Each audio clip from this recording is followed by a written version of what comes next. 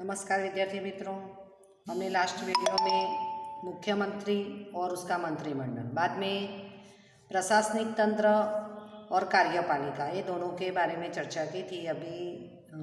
आज हम देखेंगे स्थानीय स्तर पर शासन व्यवस्था, जिसके बारे में आप 7वीं 8वीं कक्षा में पढ़ चुके हैं। स्थानीय स्तर पर यानी जहाँ पर हम रहते हैं वहाँ जो प्रशासन चलाते, जैसे कि गांव है तो गांव में ग्राम पंचायत है, उसके बाद गांव मिलकर जो तहसील बनता है तो वहाँ पर तालुका पंचायत, और तालुका मिलकर एक जिला बनता है, वहाँ पर जिला पंचायत, और वो सबसे ऊपर राज्य सरकार। इस तरह स्थानीय स्तर की शासन व्यवस्था है, क्योंकि एक जगह से ही सभी जो संस्थाएं हैं, स्थानीय स्वराज्य की संस्थाएं या पूरा राज्य या देश है, तो उसका शासन करना शक्य नहीं है। जैसे कि हम स्कूल का एग्जाम्पल लेते कि स्कूल चलती है तो अभी उसमें टीचर पढ़ा रहे, तो टीचर ही उसका मतलब सारा मैनेजमेंट करेंगे ऐसा नहीं है।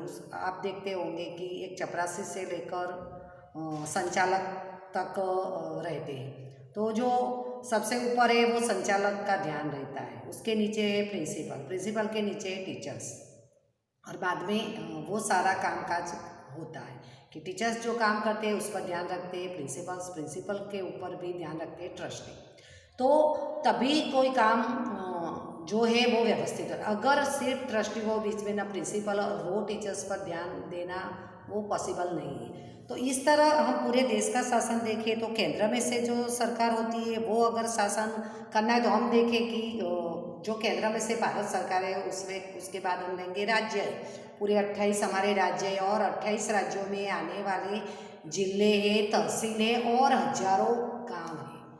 तो अगर इस तरह शासन डायरेक्ट केंद्र सरकार करती तो कई गांव वंचित रह जाते, जिसको जो प्रजालक्षी कार्य है उसकी सारी सुविधाएं वो नहीं दे पाते। लेकिन वहाँ का संचालन ग्राम पंचायत, हम देखें कि जो नींव है वो गांव है, तो गांव का संचालन ग्राम पंचायत करती है, तो ग्राम पंचायत गांव में जो सुविधाएं चाहिए वो सारी सुविधाएं ग्राम पंचायत देती है, क्योंकि उसका ध्यान रहता है कि गांव में क्या चाहिए, क्या ज़रूरी है, और उसके लिए वो राज्य सरकार से ग्रांट भी लेती है। तो इस तरह जो संचालन है वो सुदृढ़ और अच्छी तरह से उसका संकलन होता है, इसीलिए इस तरह की शासन व्यवस्था हमारे देश में।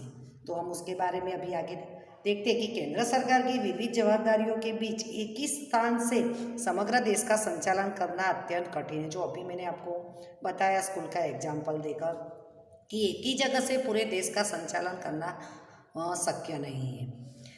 तो इसके लिए अलग अलग समस्याएं, मतलब क्या होता है, अगर एक ही जगह से संचालन होता है तो अलग अलग जगह की समस्याएं, मुश्किलें अलग अलग होती है, उनकी ज़रूरियातें भी अलग होती है, लोगों की इच्छाएं अपेक्षाएं अलग होती है। और हमारी जनसंख्या हम देखें कि जनसंख्या में तो हमारा देश विश्व में दूसरे स्थान है, तो विपुल जनसंख्या, उनकी अनेक आकांक्षाएं यानी इच्छाएं ज़रूरतें होती हैं, तो उनका सुचारू और स्वीकार्य समाधान समयानुसार हो, कि समय पर उनकी जो मांगे, उनकी जो ज़रूरियातें, उनकी जो इच्छाएं वो पूरी हो समय पर। इस उद्देश्य से सत्ता का विकेंद्रीकरण किया गया है। सत्ता का विकेंद्रीकरण मीन्स, जैसे कि स्कूल का एग्जाम्पल देखा, ऐसा हम देखें कि गांव के ऊपर गांव का काम जो ग्राम पंचायत कहती है उस पर ध्यान रखता है तालुका पंचायत, और तालुका पंचायत पर ध्यान रखता है जिला पंचायत, और जो राज्य है उसके सभी जो जिले हैं उस पर ध्यान रखती है राज्य सरकार। और ऐसे भारत जो संघ राज्य है, ऐसे 28 राज्यों से जो बना है, और सभी राज्यों का काम बराबर हो रहा है कि नहीं वो देखने का काम भारत सरकार, संघ सरकार यानी कि केंद्र सरकार करती। तो वो हुआ सत्ता का विकेंद्रीकरण, यानी सबको अपना अपना काम जहाँ पर जो लोग हैं, जो कार्यपालिका है उनको सौंपा गया है। तो प्रशासनिक सरलता, उससे क्या होता है कि प्रशासनिक कार्य करने में सरलता प्राप्त होती है, सुगमता, तथा मितव्ययी प्रशासन के उद्देश्य से स्थानीय स्वराज्य की संस्थाओं का उद्भव हुआ है। मितव्ययी प्रशासन यानी कई लोग बराबर अपना काम नहीं करते, उसका दुरुपयोग करते हैं अपनी पदवी का, पोस्ट का, तो उसके उद्देश्य से स्थानीय स्वराज्य की संस्थाओं का उद्भव हुआ है, जो आप 5वीं कक्षा से पढ़ते आ रहे हैं। स्थानीय स्वराज्य की संस्थाएं में तालुका पंचायत ग्राम पंचायत, तालुका पंचायत, जिला पंचायत, नगर पालिका छोटे शहर में और बड़े शहर में महानगर पालिका, ये सारी स्थानीय स्वराज्य की संस्थाएं हैं। तो उसका उद्भव क्यों हुआ? क्योंकि जो सरकार है केंद्र मतलब राज्य सरकार है, केंद्र सरकार, उनका काम बराबर नहीं होता था, उसके कारण स्थानीय स्वराज्य की संस्थाओं का उद्भव हुआ है। अभी गांव, नगर या महानगर का प्रशासन चुने हुए अपने प्रतिनिधियों द्वारा स्थानीय स्तर की संस्थाओं में हो। अभी हम सब देखें, गांव में ग्राम पंचायत का चुनाव होता है और उसका जो नेता होता है वो सरपंच होता है। जो छोटा शहर होता है उसमें नगर पालिका का चुनाव होता है, और बड़े शहर जैसे कि सूरत, अहमदाबाद, बड़ोदरा वो महानगर है। तो वहाँ पर जो कॉरपोरेटर जिसको हम बोलते हैं और उसका चुनाव होता है, उसका जो नेता होता है उसको हम मेयर बोलते हैं, जो सब आप पढ़कर आए छोटी क्लासों में। तो स्थानीय स्तर पर संस्थाओं का चुनाव होता है, उसे स्थानीय स्वराज की संस्थाओं में हो उसे स्थानीय स्वराज की संस्थाएं कहते हैं। और भौगोलिक प्रादेशिक विस्तारों को प्रशासनिक सरलता के लिए विभाजित करके उन्हें स्थानीय जवाबदारी तथा कार्य सौंपकर प्रशासन की जिम्मेदारी सौंपी जाती है। अभी कई प्रदेश ऐसे होते हैं कि भौगोलिक दृष्टि से उसका जिम्मेदारी निभाना विकट हो जाता है, तो ऐसे प्रदेशों, ऐसे विस्तारों को भी प्रशासनिक सरलता के लिए उनका भी विभाजित किया जाता है और उनको स्थानीय जिम्मेदारी वहाँ के लोगों को सौंपी जाती है। जैसे कि कोई पहाड़ी इलाका है, रेगिस्तान है, तो उसी में भी प्रशासनिक सरलता प्राप्त हो उसके लिए उनको जिम्मेदारी सौंपी जाती है। अभी इसके अनुसार हम देखें कि शहरी विस्तारों में नगर पालिका और महानगर पालिका तथा महानगर निगम, जिसको मेगा सिटी भी हम बोलते हैं, वो स्थानीय स्वराज्य की संस्था है। इसी प्रकार गांव के विस्तारों में जो मैंने आपको सब पहले ही बता दिया, ग्राम पंचायत, तालुका पंचायत और जिला पंचायत है। तो स्थानीय स्वराज्य की संस्थाओं का प्रशासन, जिसमें ग्राम स्तर से चुनाव, मतदान, कर्तव्य, अधिकार, जवाबदारी और प्रशासन तथा सत्ता पक्ष या विरोध पक्ष की भूमिका के बारे में प्रशिक्षण प्राप्त होता है। अभी स्थानीय स्वराज्य की संस्थाओं में जो प्रशासन होता है तो उसमें चुनाव होता है, लोग अपना जिम्मेदारी से मतदान करते हैं, लोगों को अपने कर्तव्य क्या है, अपने अधिकार कौन से हैं, वो सब, अपनी जिम्मेदारी कौन सी निभानी है वो सब। और दूसरा, जब जो भी सरकार बनती है उसमें एक सत्ता पक्ष होता है, विरोध पक्ष होता है, जो मैंने आपको आगे भी बताया कि जो शासन करता है वो सत्ता पक्ष है और उसके अपोजिट जो राजनीतिक दल के कम सदस्य विजेता होते हैं वो विरोध पक्ष के रूप में अपनी भूमिका निभाते हैं। अभी स्व विकास का अवसर मिलता है सबको, मतलब जो भी अपनी भूमिका निभाते हैं, जो अपनी कार्य की पृष्ठभूमि का उसकी होती है, तो उसके हिसाब से स्व विकास, अपना विकास का भी उन लोगों को मौका मिलता है।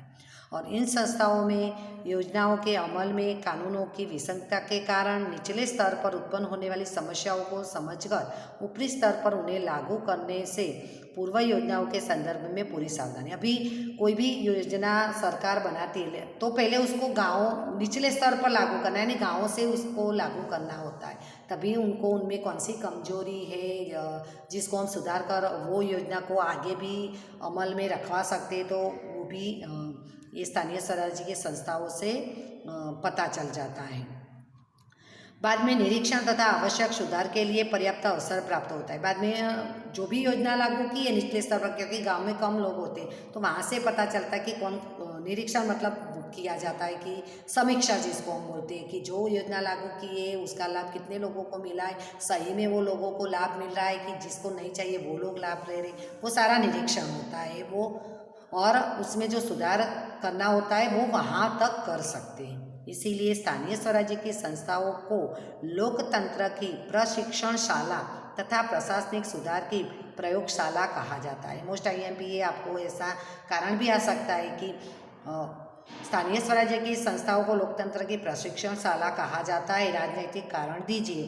तो क्या कारण हम बता सकते हैं कि जो भी योजनाएं होती है वो अमल में रखने के लिए निचले स्तर से ही रखी जाती है और वहाँ से उसका निरीक्षण करके उसमें कौन से सुधार करने हैं, कौन सी विसंगतताएं दूर करनी है, वो सब उसके में कर सकते हैं। इसके लिए उसको प्रयोगशाला, स्थानीय स्वराज्य की संस्थाओं को प्रयोगशाला कहा जाता है।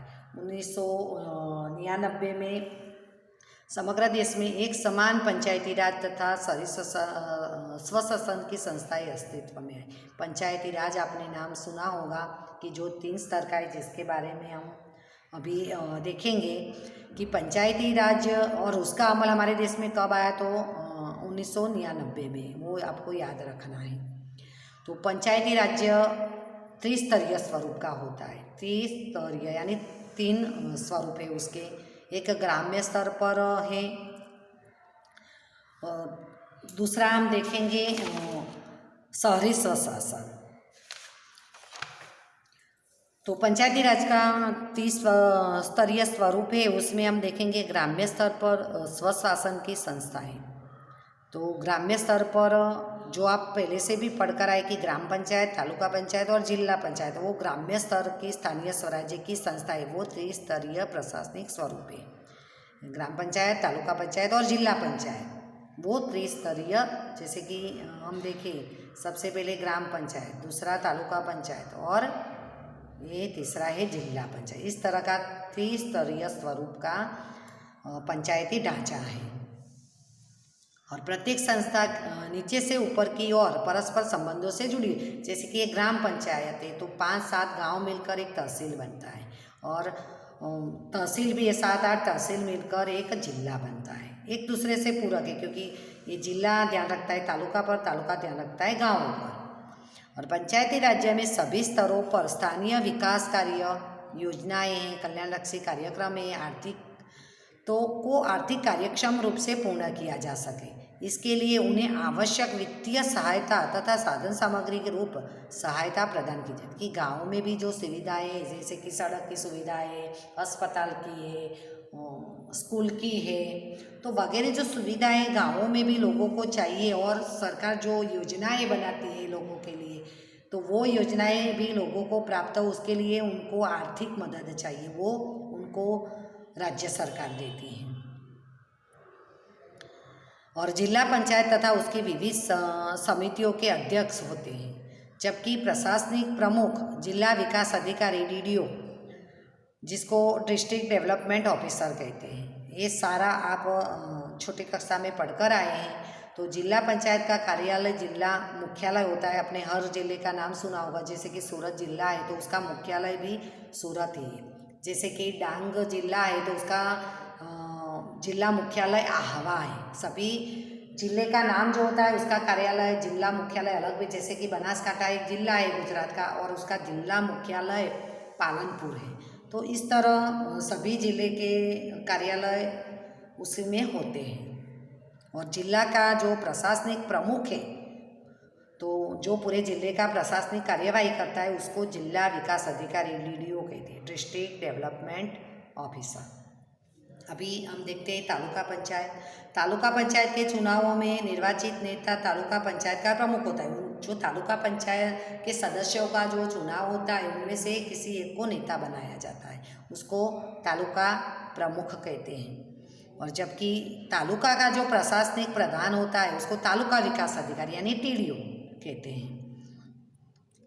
निचले स्तर पर ग्राम पंचायत में सरपंच के रूप में चुना हुआ जनप्रतिनिधियों का नेता होता है। अभी गांव में ग्राम पंचायत का चुनाव होता है, उसका जो नेता होता है उसको सरपंच कहा जाता है। तथा प्रशासनिक प्रमुख, गाँवों में जो प्रशासनिक प्रमुख है वो तलाटी कम मंत्री होता है। देखो, गाँव में प्रशासनिक प्रमुख तलाटी कम मंत्री, तालुका में प्रशासनिक अधिकारी TDO और जिला में प्रशासनिक अधिकारी DDO। ये सब आपको याद रखना, खाली जगह MCQ में आ सकता है। तो गांव में जो प्रशासनिक अधिकारी प्रमुख है वो तलाटी कम मंत्री जिसको हम बोलते हैं, वो ग्राम पंचायत का प्रशासन संभालता है। और गुजरात की जिन ग्राम पंचायतों में सर्वसम्मति से चुनावों का त्याग कर सरपंच का सर्वसामान्य पसंदगी होती है, ऐसे गांव को समरस गांव के रूप में घोषित करके विशेष पुरस्कार से सम्मानित किया जाए। अभी हर गांव में जो ग्राम पंचायत है उसका चुनाव हर 5 साल में आता है, और उनमें से एक को सरपंच चुना जाता है। तो वो चुनाव अगर कोई गांव में सभी लोग मिलते हैं और बोलते हैं कि कई सरपंच के लिए कई 4-5 लोग खड़े हैं, तो उनमें से गांव के लोग सर्वसम्मति से पसंद करते हैं कि हम यह व्यक्ति को सरपंच बनाएंगे। तो सब राजी होते हैं, उसका कोई विरोध नहीं करते, सबकी सम्मति होती है कि हाँ ये भाई को हम सरपंच बनाएंगे, तो सब उसमें सम्मति देते हैं। तो तभी वो गांव में चुनाव नहीं होता है, क्योंकि आपने भी देखा होगा कि चुनाव होता है और जो भी सरपंच के रूप में और सदस्यों के रूप में, ग्राम पंचायत के सदस्यों के रूप में चुनाव में खड़े, उनको वोटिंग होती है और जिसको ज़्यादा मत मिलते वो सदस्य के रूप में खड़े, वो सदस्य के रूप में चुने जाते हैं, और सरपंच में जो खड़े उनमें से जिसको ज़्यादा वोट मिलते हैं वो सरपंच चुना जाता है। लेकिन चुनाव प्रक्रिया नहीं होती है और गांव के लोग एक बैठक मीटिंग होती है और तय करते कि ये भाई को हम सरपंच बनाते हैं, तो कोई विरोध नहीं करता, सब सम्मति देते कि हाँ हम उनको सरपंच बनाएंगे। तो ऐसे इस तरह जो ग्राम पंचायत और सरपंच को गांव के लोग ही पसंद करते और चुनाव प्रक्रिया नहीं होती है, उसको समरस गांव कहते हैं। ये शब्द आपने सुना होगा, उसको समरस गांव कहते हैं, क्योंकि चुनाव की प्रक्रिया किए बिना गांव के लोगों ने ही पसंद किया कि हाँ उसको सरपंच, ये लोगों को ग्राम पंचायत के सदस्य बनाएंगे। तो वो गांव में चुनाव प्रक्रिया का खर्च बच जाता है, इसीलिए सरकार वो गांव को पुरस्कार के रूप में कुछ रकम पैसे देती है। तो वो पैसों का उपयोग गांव कल्याण के लिए भी उपयोग कर सकती है। अगर गांव पंचायत का चुनाव होता है, अगर न्यूज़ देखते हैं तो कई गाँवों में ऐसे समरस गांव यानी बिना चुनाव प्रक्रिया से सरपंच की पसंदगी की जाती है।